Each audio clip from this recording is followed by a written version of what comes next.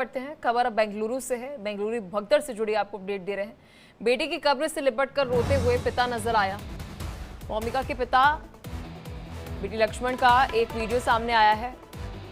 जिस जमीन को बेटे के लिए खरीदा था वहीं पर उन्होंने देखे बेटे को दफनाया। पिता का इकलौता वो बेटा था और बता दें कि इंजीनियर था, फाइनल ईयर में स्टूडेंट था। इसकी गलती महज इतनी थी कि आरसीबी का फैन था।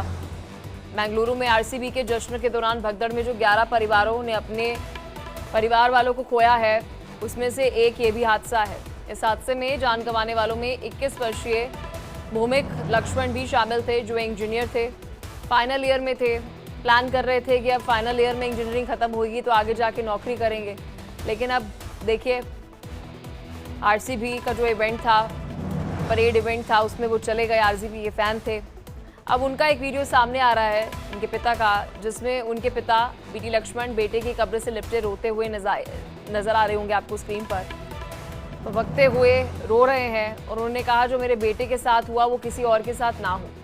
मुझे कहीं और नहीं जाना, मैं यहीं रहना चाहता हूँ। पैतृक गांव में अपने बेटे की कब्र पर फूट फूट कर रोते हुए नजर आए और उसे छोड़ने से इनकार कर रहे थे। और इस दर्दनाक वीडियो को देखकर हर किसी की आंखें नम हो गई।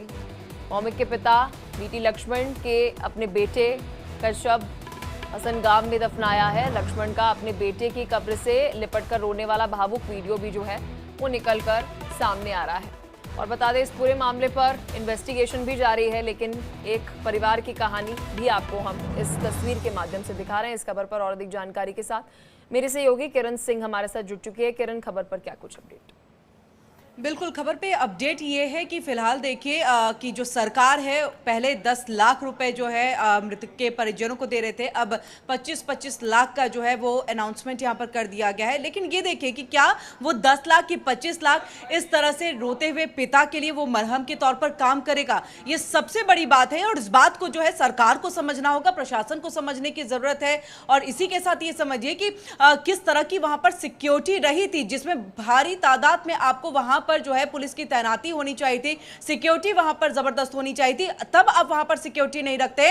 इस तरह से पिता को जो है अपने बेटे के पास रोने की जरूरत पड़ती है। और ये देखिए ये पिता ये कहता हुआ दिखता है यहां पर पलक कि ये जमीन मैंने अपने बेटे के भविष्य के लिए रखी थी, उसी समय में इसलिए खरीदा था कि भविष्य में जो है इस जमीन का इस्तेमाल हो पाएगा, उसकी पढ़ाई के लिए इस्तेमाल कर सकते हैं। ये पैतृक गांव में जो जमीन है वो उन्होंने खरीद रखी थी और अब यहीं पर वो अपने बेटे को जो है दफना करके देखिए किस तरह से रोते बिलखते हुए नजर आ रहे हैं। और ये देखिए बड़ा सवाल तो यही है इस पूरी घटना में कि देखिए सरकार की पहले लापरवाही के बाद आपने मुआवजा दे दिया, लेकिन क्या उस घर का जो एक लौता ये बेटा था आप उसको लौटा सकते हैं? ये एक बहुत बड़ा सवाल खड़ा हो जाता है। किरण, बहुत शुक्रिया, आपने विस्तार से इस खबर पर जानकारी दी। देखिए बेंगलुरु भगदड़ से जुड़ी ये बड़ी जानकारी जो है वो आपको दे रहे थे।